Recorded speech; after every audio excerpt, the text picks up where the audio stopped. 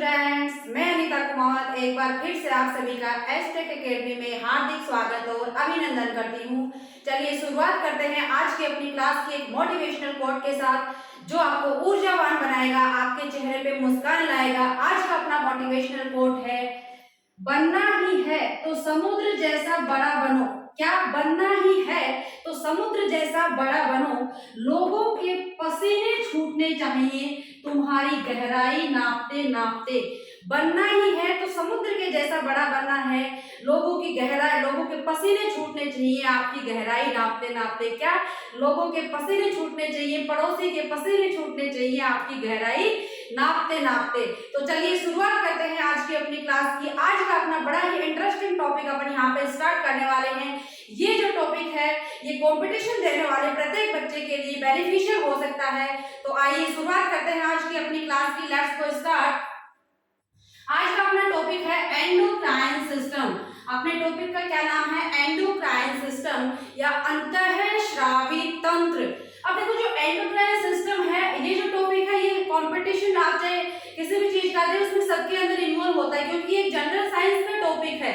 तो endocrine system को अपन पूरा इसका बेसिक से लेते हुए और इसको विस्तार पूर्वक यहाँ पे पढ़ेंगे। यहाँ से एक भी क्वेश्चन यहाँ से मतलब छूटना नहीं चाहिए।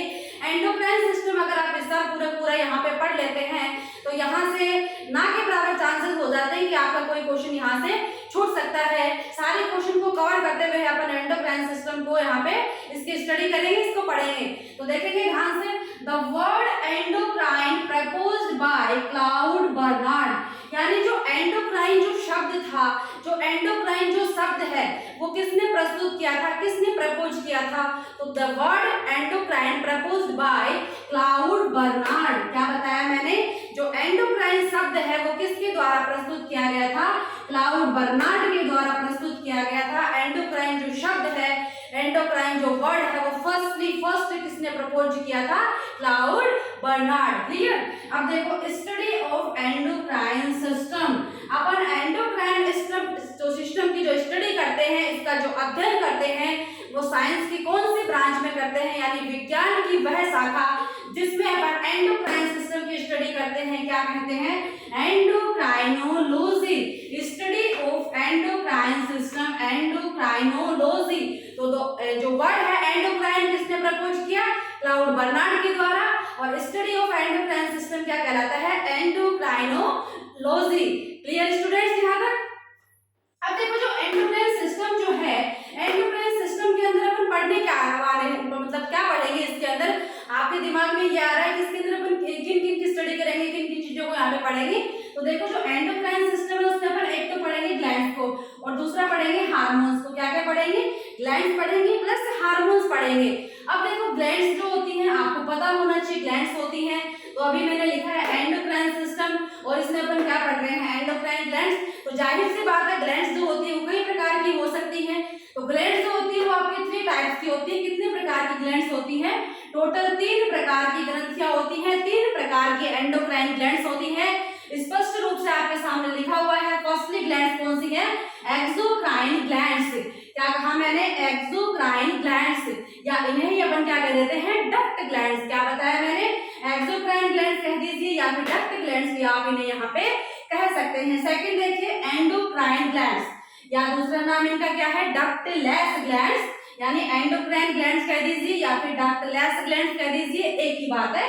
थर्ड देखिए मिक्स्ड ग्लैंड्स, और मिक्स्ड ग्लैंड्स क्या होती है? मिश्रित ग्रंथियां। अब देखो एक्सोक्राइन ग्लैंड्स क्या होती है, क्यों इन्हें अपन ने डक्ट ग्लैंड्स कहा है? देखो एक्सोक्राइन ग्लैंड्स क्या होती है? ऐसी ग्लैंड्स जिनका जो सेक्रेशन होता है, जिनके द्वारा जो हार्मोन्स छोड़े जाते हैं, उनको अपन अपनी आईज के द्वारा डिटेक्ट कर सकते हैं, उनको पहचान सकते हैं, उनको देख सकते हैं। कैसे? क्योंकि ये जो ग्लैंड्स होती हैं इनके द्वारा जो स्राव छोड़ा जाता है, जो सीक्रेशन छोड़ा जाता है वो अपनी बॉडी के बाहर सीक्रेट होता है। तो इजीली अपन अपनी आईज के द्वारा उसको क्या कर सकते हैं? डिटेक्ट कर सकते हैं, पहचान सकते हैं। That's clear students? Duct glands क्यों कहा? क्योंकि ये ग्रंथियां क्या होती हैं? डक्ट ग्लैंड्स होती हैं, नलिका युक्त ग्रंथियां होती हैं, विद डक्ट होती हैं। ये अपना जो स्राव छोड़ती हैं वो नलिकाओं के द्वारा क्या करती हैं? शरीर से बाहर सीक्रेट करती हैं। अब देखिए एंडोक्राइन ग्लैंड्स या डक्टलेस ग्लैंड्स किसे कहते हैं? ऐसी ग्लैंड्स जो अपना सिक्रेशन जो होती है वो बिना नलिकाओं के द्वारा सीधे क्या करती है, ब्लड में सीक्रेट करती है। और इन नलिकाओं, इन ग्रंथियों का जो स्राव है वो अपन अपनी आईज के द्वारा डिटेक्ट नहीं कर सकते हैं। और इसमें क्या होती है, नलिकाएं भी नहीं होती हैं, इनका जो स्राव होता है वो सीधे ही ब्लड में क्या कर दिया जाता है, छोड़ दिया जाता है या सीक्रेट कर दिया जाता है। यहाँ तक समझ में आ गया सभी को। अब देखेंगे मिक्स्ड ग्लैंड्स। मिक्स क्यों कहा है मैंने, क्योंकि ऐसे ग्लैंड्स जिसमें एक्सोक्राइन के कैरेक्टर भी होते हैं प्लस एंडोक्राइन के कैरेक्टर भी होते हैं, यानी वे ग्रंथियां जो अपना स्राव जो होती है बॉडी के, मतलब उनका जो स्राव है वो एक्सोक्राइन कैटेगरी का भी होता है और एंडोक्राइन कैटेगरी का भी होता है, दोनों का नेचर इसमें पाया जाता है, इसीलिए अपन ने क्या कह दिया, मिक्स्ड ग्लैंड्स। अब देखेंगे एक्सोक्राइन ग्लैंड्स का उदाहरण कौन सा है, इसके एग्जांपल कौन कौन से हैं, तो आप थोड़ा सा सोच के देखिए कि ऐसी कौन सी ग्रंथियां हैं, ऐसी कौन सी सिक्रेशन है जो आप अपनी बॉडी के बाहर उनको देख सकते हैं, अपनी आईज के द्वारा उनको डिटेक्ट कर सकते हैं। बताइए देखें कौन कौन से ऐसे स्राव हैं। देखो फर्स्टली आपके सामने आपको दिखाई दे रहा है लैक्रिमल ग्लैंड्स। क्या होती है लैक्रिमल ग्लैंड्स, क्या होती है लैक्रिमल ग्लैंड्स। अभी आपको गाल पे जोर से तमाचा लड़ा जाए तो आपकी आंखों से क्या निकलते हैं, टीयर्स निकलते हैं ना, आंसू निकलते हैं। तो जो आंसू निकलते हैं वो कौन सी ग्लैंड सीक्रेट करती है, लैक्रिमल ग्लैंड्स या अश्रु ग्रंथि। बहुत बार क्या होता है, जिसमें आपसे पूछा जाता है कि जो टीयर्स होते हैं, जो आंसू होते हैं, वो कौन सी ग्लैंड सीक्रेट करती है, तो काफी बच्चों के आंसर क्या निकलेंगे इसमें से कि मैम जो आंसू होते हैं वो अश्रु ग्रंथि सीक्रेट करती है। जी नहीं, जो अश्रु ग्रंथि है वो तो अश्रु ग्रंथि अपन क्यों बोल रहे हैं, क्योंकि उससे टीयर्स निकल रहे हैं, लेकिन उसका जो रियल नेम होता है, उसका जो सही नाम होता है वो क्या होता है, लैक्रिमल ग्लैंड्स। यानी जो आंसू निकलते हैं, टीयर्स सीक्रेट होते हैं, कौन सी ग्लैंड से निकलते हैं, लैक्रिमल ग्लैंड के द्वारा निकलते हैं। सेकंड देखिए सीबेसियस ग्लैंड्स। सेकंड ग्लैंड मैंने कौन सी बताई, सीबेसियस ग्लैंड्स। देखो सीबेसियस ग्लैंड्स जो होती है वो अपनी पूरी बॉडी पे पाई जाती है, लेकिन इनकी जो मैक्सिमम मात्रा होती है, इनकी जो ज्यादा मात्रा होती है वो एडोलसेंस के एज में और अपना जो फेस होता है उसमें ज्यादा होती है। यानी सीबेसियस ग्लैंड जो होती है पूरी बॉडी पे प्रेजेंट होगी, लेकिन इनकी मात्रा ज्यादा कहाँ होती है, फेस के ऊपर होती है, और वो भी कौन सी एज में, एडोलसेंस की एज में, यानी किशोरावस्था की जो एज होती है उसमें सीबेसियस ग्लैंड्स की संख्या क्या हो जाती है, अपने फेस के ऊपर इंक्रीज हो जाती है, बढ़ जाती है।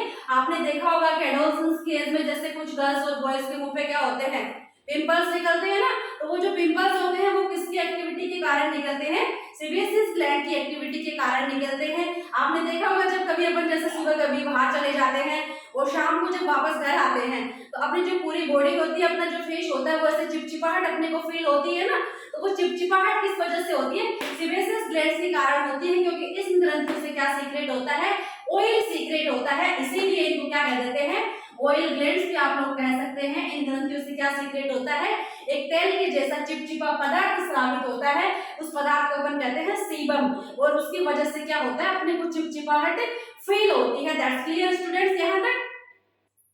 अब देखेंगे थर्ड, देखेंगे सेरोमेनस ग्लैंड्स। आपसे पूछा जाए कि ह्यूमन बॉडी के अंदर ऐसा कौन सा ऑर्गन है जिसमें वैक्स ग्लैंड पाई जाती है, तो क्या आप मुझे इसका आंसर बता सकते हैं कि ह्यूमन बॉडी के अंदर वैक्स ग्लैंड कौन से ऑर्गन में प्रेजेंट होती है, कौन से ऑर्गन में पाई जाती है। देखो वैक्स ग्लैंड जो होती है वो ह्यूमन बॉडी में ईयर्स में पाई जाती है, अपने कान में पाई जाती है। आपने देखा होगा कि जैसे 5-6 दिन में अपन क्या करते हैं, ईयरबड उठाते हैं, उससे क्या करते हैं, अपने ईयर्स की सफाई करते हैं ना ईयरबड लेके, तो वो क्या होता है, वैक्स होता है। आप देखते हैं वो एक ब्राउन कलर का सबस्टेंस होता है, एक ब्राउन कलर का चिपचिपा पदार्थ होता है, और वो किससे सीक्रेट होता है, सेरोमिनस ग्लैंड से।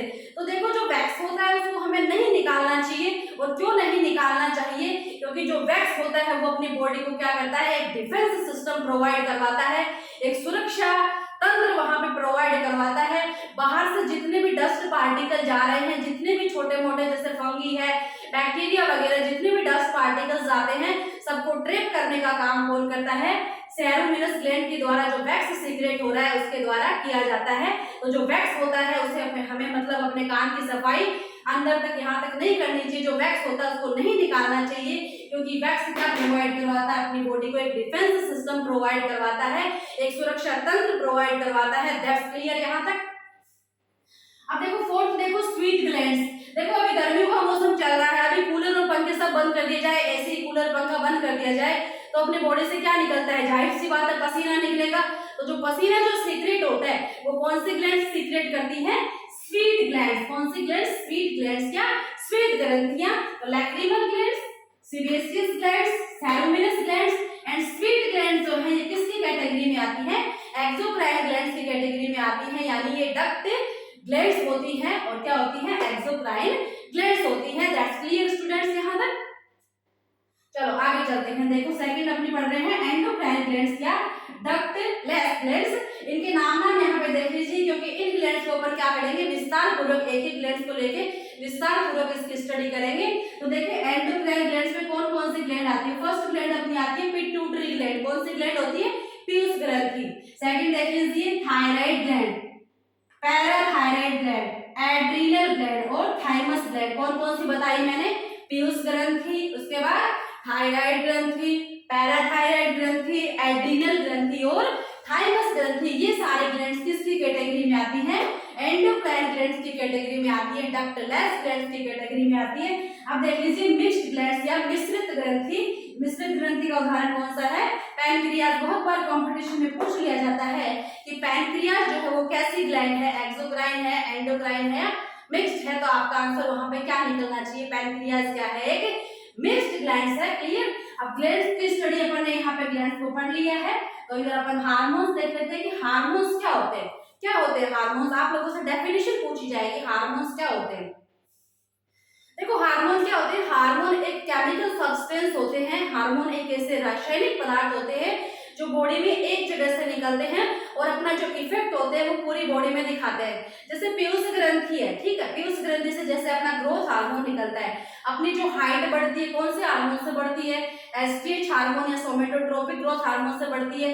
तो जो पीयूष ग्रंथि से जो सोमेटोट्रोपिक हार्मोन निकल रहा है वो निकल तो एक ही जगह से रहा है, लेकिन अपना जो इफेक्ट होता है वो क्या होता है? पूरी बॉडी पे दिखाता है। यानी हार्मोन की डेफिनेशन अपन यहाँ से क्या निकाल सकते हैं कि ऐसे रासायनिक केमिकल सब्सटेंस जो श्रावित एक जगह से होते हैं लेकिन अपना जो इफेक्ट होते हैं वो पूरी बॉडी पे दिखाते हैं, क्या कहलाते हैं? हार्मोन्स कहलाते हैं। अब देखो हार्मोन्स जो होते हैं आपके एग्जाम के पॉइंट ऑफ व्यू से अगर देखा जाए, वहां पर डेफिनेशन तो नहीं पूछी जाएगी हार्मोन्स की, अगर यहाँ पे पॉइंट ऑफ व्यू एग्जाम के पॉइंट ऑफ व्यू से देखा जाए तो ये जो इसकी जो कैटेगरीज है इनमें से क्वेश्चन यहाँ से पुट अप होता है। तो आप इसको अच्छे से पढ़ेंगे कि हार्मोन्स की कितनी कैटेगरीज होती है? 3 कैटेगरीज होती है। 3 कैटेगरी के अंदर हार्मोन को अपन डिवाइड करते हैं। फर्स्टली हार्मोन कौन से हैं? प्रोटीन हार्मोन, यानी ऐसे हार्मोन जो प्रोटीन नेचर के होते हैं, प्रोटीन प्रकृति के होते हैं, क्या कहलाते हैं? Protein hormone. प्रोटीन हार्मोन कौन कौन से हैं? क्लियरली आप लोगों को पता होना चाहिए कौन से हैं। इंसुलिन है और ग्लूकेगोन हार्मोन है। यानी जो इंसुलिन हार्मोन है और आपका जो ग्लूकेगोन हार्मोन है वो कैसे नेचर के होते हैं? प्रोटीन हार्मोन है। तभी आपने देखा होगा कि जो डायबिटीज को पेशेंट होते हैं वो क्या होते हैं? इंसुलिन के इंजेक्शन लगाते हैं ना। तो कभी आपके दिमाग में ये बात आई है कि इंसुलिन के इंजेक्शन ही क्यों लगाए जाते हैं, टैबलेट्स क्यों नहीं दी जाती? कभी आई है ये बात दिमाग में आप लोगों की? कभी सोचा है आपने ऐसे कि जो इंसुलिन है उसके इंजेक्शन ही क्यों दिए जाते हैं, इंसुलिन की टैबलेट्स क्यों नहीं आती है? सोचा है कभी ऐसा? देखो इंसुलिन जो होता है क्या होता है, अभी मैंने क्या बताया, प्रोटीन नेचर का होता है, प्रोटीन हार्मोन होता है। अगर इसकी टैबलेट्स ली जाएंगे, अगर टैबलेट्स तो अपन माउथ के थ्रू लेंगे, तो अगर टैबलेट्स लेते हैं तो जो प्रोटीन होती है उसका तो अपने डाइजेस्टिव सिस्टम में क्या हो जाता है? डाइजेशन हो जाता है। तो इंसुलिन जो होता है वो बॉडी को नहीं मिल पाता है, इसीलिए इंसुलिन को क्या किया जाता है? डायरेक्ट इंजेक्शन के थ्रू उसको अपनी बॉडी में एंटर करवाया जाता है, इंसर्ट करवाया जाता है। उसकी टैबलेट्स ना देके डायरेक्ट इंजेक्शन के थ्रू उसको अपनी बॉडी में डाला जाता है। क्यों डाला जाता है? क्यों टैबलेट नहीं दी जाती? क्योंकि इंसुलिन कैसा होता है? बाय नेचर प्रोटीन होता है, प्रोटीन प्रकृति का होता है। अब देखिए स्टीरॉइड हार्मोन, यानी ऐसे हार्मोन जो स्टीरॉइड नेचर के होते हैं। कैसे नेचर के होते हैं? स्टीरॉइड नेचर के होते हैं। और स्टीरॉइड हार्मोन कौन कौन से आएंगे? आपका जो मेल सेक्सुअल हार्मोन है एंड जो फीमेल सेक्सुअल हार्मोन है वो कौन सी कैटेगरी में आते हैं? स्टीरॉइड हार्मोन की कैटेगरी में आते हैं।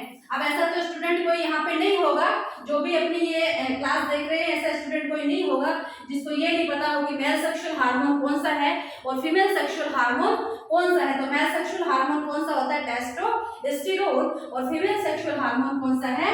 एस्ट्रोजन। क्लियर यहाँ तक? अब देखो नो प्रोटीन नो स्टीरॉइड, यानी ऐसे हार्मोन जो ना ही तो प्रोटीन के नेचर के होते हैं ना ही स्टीरॉइड नेचर के होते हैं। इसमें कौन से आएंगे? एड्रेनलिन और नोर एड्रेनलिन। यानी एड्रेनलिन और नोर एड्रेनलिन हार्मोन क्या होते हैं? ना ही तो प्रोटीन नेचर के होते हैं ना ही स्टीरॉइड नेचर के होते हैं। इनको कहते हैं अपन कैटेकोलैमिन्स। इन दोनों हार्मोन कौन सी कैटेगरी में आते हैं? कैटेकोलैमिन्स। और कैटेकोलैमिन्स क्या है? यह एक अमीनो एसिड के डेरिवेटिव है। अमीनो एसिड डेरिवेटिव यानी अमीनो एसिड के व्युत्पन्न होते हैं। तो क्लियर स्टूडेंट्स, यहाँ तक प्लेट्स आपको पढ़ाई गई है, हार्मोन्स आपको पढ़ाया गया है। ये जो वीडियो है आप लोग इसे क्या करिए, 2-3 बार देखिए, तो ये जो सारी चीजें हैं ये आपके क्लियरली दिमाग में क्या हो जाएंगी, वहां पे याद रह जाएंगे। अन्यथा क्या होता है, जैसे एक बार वीडियो देख लेते हैं तो उसके बाद भूल जाते हैं। तो इन क्लासेस को आप ज्यादा से ज्यादा मतलब लगभग 2-3 बार तो इनको कम से कम देखिए, जिससे कि ये जो चीजें आपको जो बताई जा रही हैं ये भविष्य में आपके काम आ सके, आप इनको याद रख सके। तो आई होप यहाँ तक जो मैंने समझाया है वो सब बच्चों को समझ में आ गया होगा। आज की क्लास को मैं यही खत्म करती हूँ। एस्ट्रिक एकेडमी की ये क्लासेज अगर आपको पसंद आ रही हैं तो आप इन्हें लाइक कीजिए, शेयर कीजिए और सब्सक्राइब कीजिए। ज्यादा से ज्यादा अपने दोस्तों के साथ इसे शेयर कीजिए। Thank you.